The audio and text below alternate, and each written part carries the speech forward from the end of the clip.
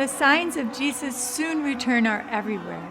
Each day brings fresh news of wars and rumors of wars, famines, pestilences, and earthquakes, lawlessness, and the love of many growing cold. Jesus prophesied all these things in Matthew 24, but he saved the most important sign of his coming for last.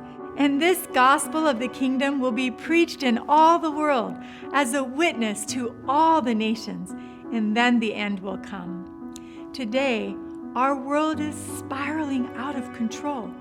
We long for Jesus to put an end to the suffering, but his words remind us of those who still need to hear and experience the power of the gospel before he comes. I think of the people of Myanmar, like the Quran. While wars in other parts of the world dominate today's headlines, the Quran have endured one of the longest running wars in history, 73 years and counting. Yet, even here, the gospel is advancing through the work of ASAP mission schools. Mu Gay was raised in a mission-minded Quran family. When she finished her school, she begged her parents to let her go teach in another village, but her father refused because the village was too close to the fighting. Mu Gay was discouraged, but she prayed, "God, if you want me to be a missionary, send me anywhere. I'm so willing to serve you." Soon, she received another call to teach, but when she arrived at Katule Adventist School, Mu Gay broke down in tears. There was no running water and no electricity. How could she live in these conditions, let alone teach? But once she saw the students, her heart was so touched. She knew she had to stay there with them. Two young brothers in the 2nd and 3rd grade found a special place in Mu Gay's heart.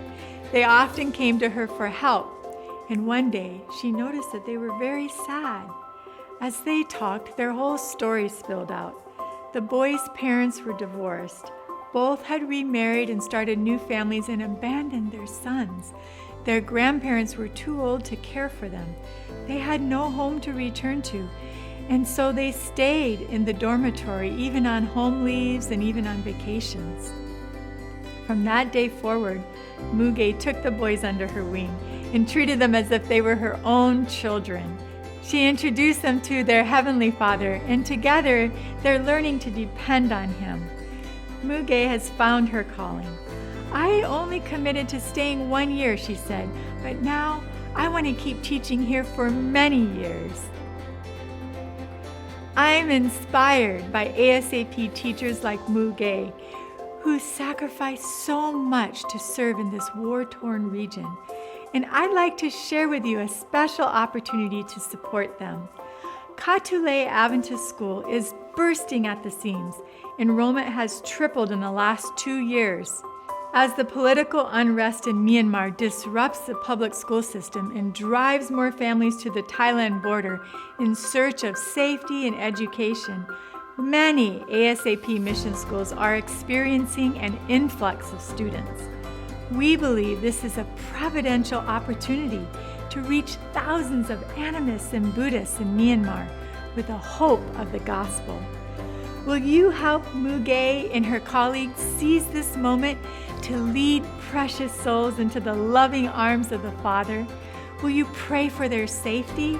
Will you give, even sacrifice, so ASAP mission schools can open their doors to those searching for hope and a future? Because Jesus is coming soon. Now, more than ever, mission matters.